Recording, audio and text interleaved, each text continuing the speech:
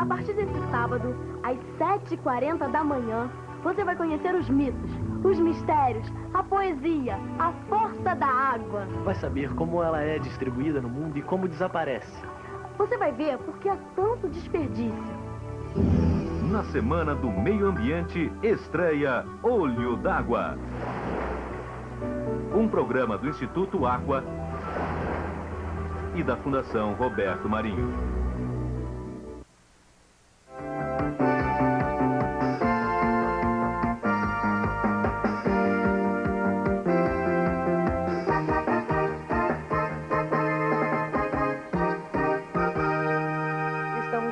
Com mais um salto para o futuro. E hoje estamos encerrando esta etapa de matemática desta série que é destinada a professores do primeiro segmento do ensino fundamental. E como de hábito, teremos a participação dos nossos telepostos. Participe, é claro que é fundamental. E o nosso tema de hoje tem um nome diferente. Existem pessoas que o defendem, muitas que não o conhecem e outras que o criticam. Estamos falando da etnomatemática. Eu acho que eu entendi. A soma do quadrado dos catetos é igual à raiz quadrada da hipotenusa. Eu acho que eu não entendi, foi nada, estou confundindo. Não, acho que eu entendi, peraí. A raiz quadrada... Não, o quadrado da hipotenusa é igual ao quadrado dos catetos ou o quadrado... Eu acho que nós não entendemos. Mas para que a gente está estudando esse negócio? Quem sabe, assim, que esse teorema ajude a gente a entender a distância da Terra até a Lua. E lá quero eu saber a distância da Terra entre a Terra e a Lua? Eu gostaria, na verdade, de estar num barquinho, assim, naquele marzão de, meu Deus, passeando. Ei, coisa boa. É verdade. Bem que esses professores poderiam ensinar umas coisas mais interessantes pra gente. Aí concordo.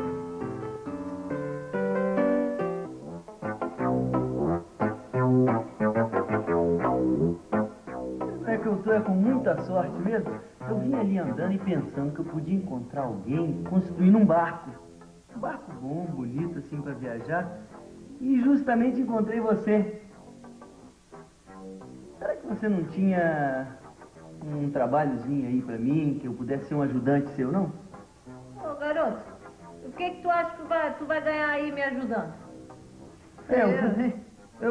Depois que estivesse pronto, eu queria era dar uma viajadinha nele. Você já ouviu falar de Teorema de Pitágoras? Teorema de quê? Pitágoras. É o que é isso? Uma coisa de comer? Pitanga? É isso, pitanga? Não. É fruta? Legumes? Não. Então eu sinto muito, nunca escutei falar.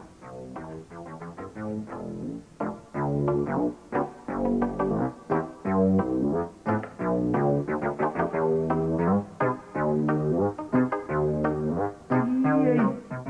Muito obrigado, hein? Até logo. Catetos ao quadrado? Não. É igual à hipotenusa? Ai, meu Deus. Ai. O que foi? Acabei de descobrir para que serve o Teorema de Pitágoras. Então me diz, para que é que serve o Teorema de Pitágoras? Vem, me ajuda aqui. Me ajuda, pô. Tá bom.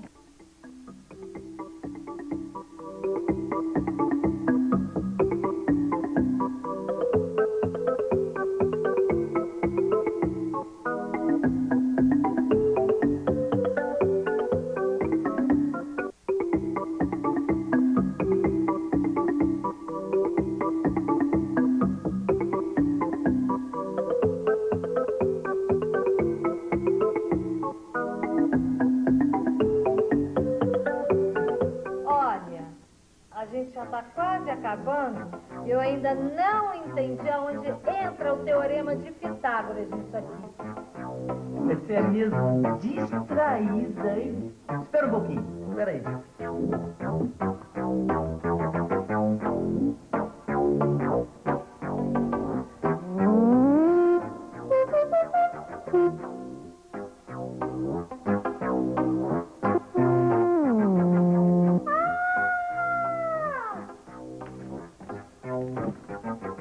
Pode ir. Vambora. Vamos, toca o barco! Uhul! Afinal de contas, Ana, o que é a etnomatemática? E o que essa performance que nós acabamos de assistir tem a ver com o nosso assunto? A etnomatemática é uma matemática que leva em conta, né, os diversos contextos culturais. Quer dizer, como é que esse conhecimento matemático é gerado e utilizado pelos diversos grupos e nesses diversos contextos de cultura, né? E a propósito dessas imagens, é bastante claro que não é sempre, né, não é uma única matemática que atende a todo mundo e que é necessária e fundamental para a vida de todos os cidadãos, né? No caso, por exemplo, na tarefa da construção do barco, até alguns aspectos de geometria e de matemática mesmo devem ser necessários para essa construção, mas de repente esse é um conhecimento que ali não precisaria estar presente dentro desses padrões formais da matemática, né? Quer dizer, o casal, mais especificamente a moça, deu conta lá da construção do barco dela, sem que esse conhecimento precisasse estar explícito dessa forma. Então eu acho que a gente pode tirar bastante coisa aí para o nosso cotidiano de sala de aula, né? E a etnomatemática, ela coloca para nós uma pergunta que tem muito a ver com isso aí. Será que existe uma única matemática que interessa a todos? Quer dizer, essa questão da universalidade da matemática não merece ser pensada, refletida, né? No sentido da gente alinhavar alguma outra forma de trabalhar que traga mais prazer aos nossos alunos? Quer dizer, uma questão bastante interessante e que eu acho que, a propósito das imagens, né, a gente pode tirar para nossas reflexões de hoje. Quer dizer, essa questão de que a matemática é uma única, né, para todos, é uma coisa que precisa ser pensada, até porque os diversos grupos culturais, eles geram uma série de coisas próprias, eles geram linguagens próprias, mitos, e por que não uma matemática que é sua, do seu grupo cultural, né? Será que toda essa matemática teórica e abstrata aprendida na escola tem alguma utilidade na nossa vida? O que você aprendeu em matemática e nunca utilizou na vida? Tudo. Eu não aprendi nada em matemática. Eu não gosto de matemática. O que você aprendeu na escola em matemática e nunca utilizou na vida? Conta, problema. Equação de segundo grau. Nunca utilizei na vida prática, no dia a dia. Quer dizer, só dá conhecimento para a gente atingir outras etapas da escola, né, na vida escolar. Mas no dia a dia ela não serve. Ai, geometria é horrível. Nunca usei geometria e aprendi, não sei porquê. Trigonometria. Na faculdade eu uso um pouco, mas no dia a dia, na vida, eu nunca usei. Equação de segundo grau. Equações, né? Você aprendeu na escola tudo que você gostaria de aprender? Não. O que você acha que está faltando? Mais ciências. Por que mais ciências? Eu gosto. O que você acha que, na sua opinião, está faltando aqui na escola? Pra mim, eu acho que está faltando trabalho manuais, música e outras coisas ainda. Mais o quê? Exercício para fazer crochê, educação física. Você aprendeu na escola tudo que gostaria de aprender? Não, até agora não. Falta ainda muita coisa, a gente às vezes não tem aula, até curso de computação também a gente não tem, eu tive que fazer por fora. Até agora não tem nada ainda. O que mais que você acha que ficou faltando? Prática também, a prática. Muita prática a gente não tem, só tem só a parte assim, mais teórica. Acho que está faltando muita coisa que a gente poderia ter, como outras matérias em relação à arte. Acho uma coisa fantástica, uma coisa que a gente está para descobrir, que ninguém está sabendo direito. Eu acho que a gente tem muito que explorar no aluno, sabe? As professores têm muito que explorar nos alunos. Você aprende na escola tudo que gostaria de aprender? Não. O que você acha que está faltando, na sua opinião? Mais aulas práticas. Os professores também têm que dar mais interesse aos alunos, entendeu? Mostrar interesse, tanto da nossa parte quanto da parte deles. No Salto para o Futuro, vamos à primeira participação pelo telefone desta noite. A pergunta é da professora Cláudia Coleta, de Ecoporanga.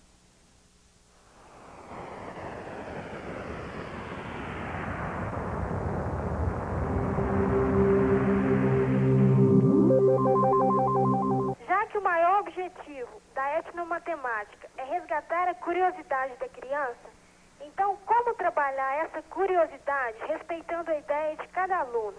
Obrigada. na medida em que você embasa o seu trabalho, ou seja, dá uma abordagem a ele dentro da etnomatemática, você abre espaço, né, para esses conhecimentos matemáticos estarem revestidos de um componente cultural que com certeza vai permitir com que o seu aluno seja criativo.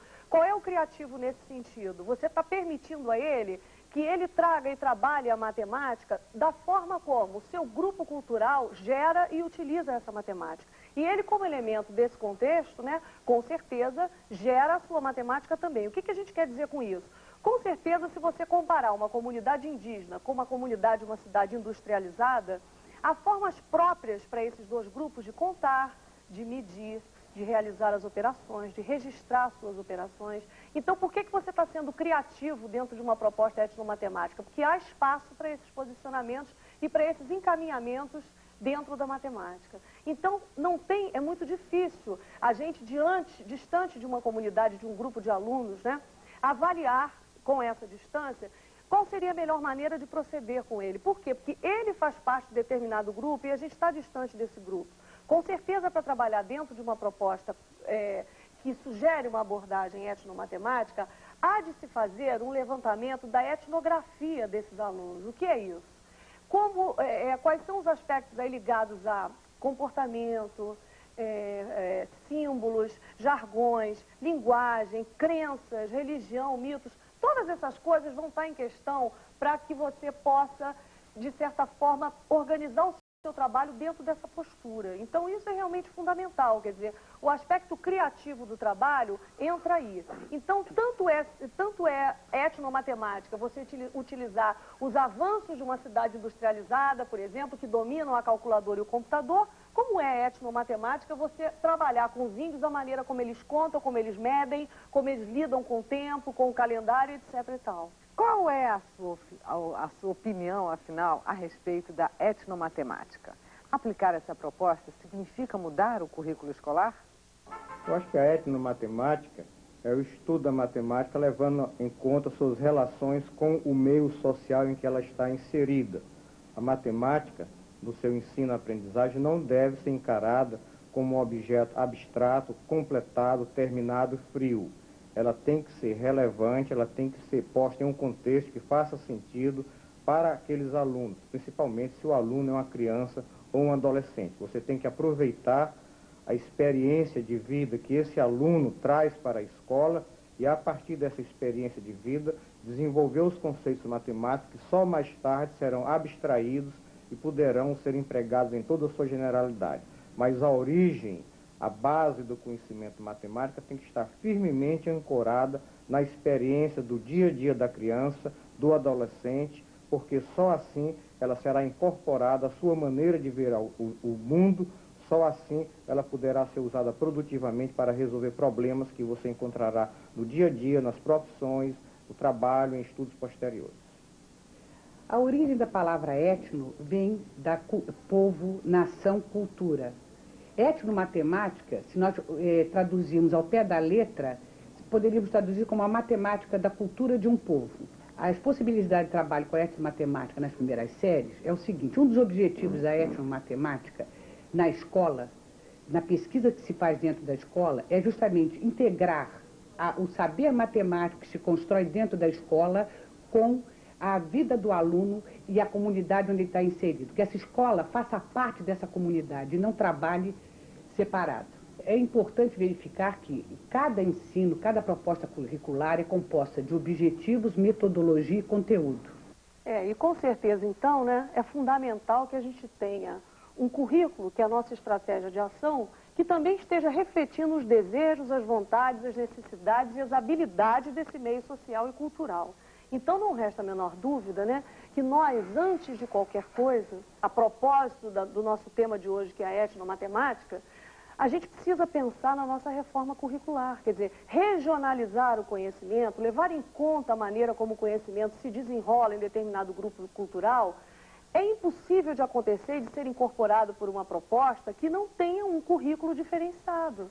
Quer dizer, de que forma, se nós estamos pensando em considerar, incorporar no nosso trabalho as formas como aquela clientela lidam com o conhecimento matemático no seu cotidiano, no seu social, quer dizer, no grupo no qual a escola está inserida, como Estela muito bem falou, de que maneira isso pode acontecer se a gente tem um conteúdo, um currículo, desculpe, isolado, né, com conteúdos pré-determinados que não levaram em consideração essas questões todas que a gente está colocando aqui. Quer dizer, eu acho que fica muito claro que antes da gente pensar em fazer qualquer coisa para a gente melhorar a nossa matemática, a gente precisa voltar os nossos olhos para a proposta curricular. Com certeza é um elemento primordial para que a gente possa partir para qualquer mudança nesse sentido.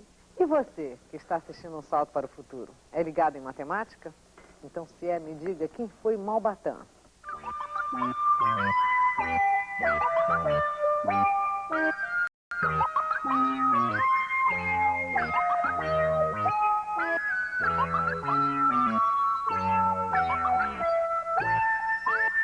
Malbatã foi Júlio César de Melo e Souza, pai da minha mãe, um professor de matemática que, com seus 120 livros, revolucionou o ensino da matemática no nosso país. Eu acho que a obra dele conseguiu desmistificar o ensino da matemática. Aquela matemática que causa tanto medo, que causava tanto medo a tanta gente, ele conseguiu mostrar como matemática é simples, atraente, criativa, e ao mesmo tempo como que ela não é tão fria, não é? Como que ela serve para a guerra, como ela serve para ser manipulada nos cálculos das inflações, né? Mas isso tudo lá na ficção, tudo isso lá no deserto, no meio dos camelos, né? Naquela ficção que ele inventou tão bonita. Apesar de ter tido essa convivência com ele, a matemática não se tornou o grande amor da minha vida, mas a educação. Eu sou hoje um professor de história, adoro lecionar, e eu acho que esse amor pela educação e pelo ensino, pelas crianças que eu tenho, vem muito da convivência que eu tive com ele. Ele adorava estar com criança, falar com professores, dar curso para professores, e tinha uma versatilidade no falar. Todas as pessoas que conviveram com ele, que assistiram às palestras, às conferências dele, falam sempre dele, desse comunicador que ele era, né? Numa época em que não existia televisão, ele fazia e rodava esse país inteiro, apresentando os seus problemas, quase como se fosse um showman. O Malbatã contextualizou a matemática, né, muito bem. E eu acho que a gente tem muito para tirar, né, da sua experiência, não só para enriquecer o nosso trabalho. Eu acho que ler Malbatã é uma coisa muito gostosa, muito interessante. E acho que a gente precisa contar para os nossos alunos, né, um pouco da história dessas pessoas que nos antecederam e que deram tanto brilho à nossa matemática, né?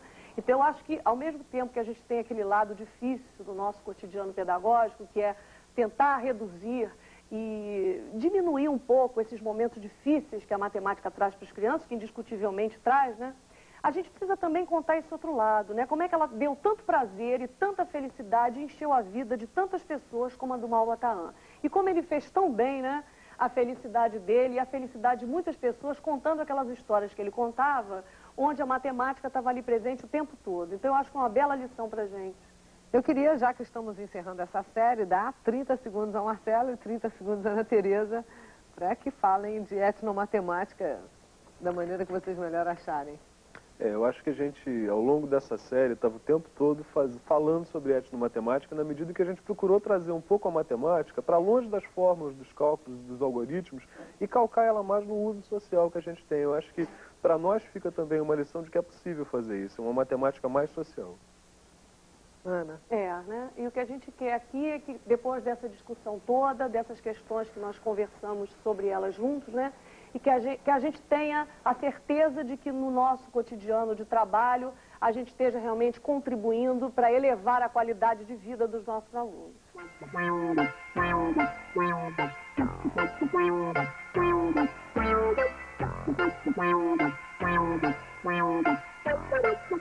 É preciso trazer a matemática para a vida.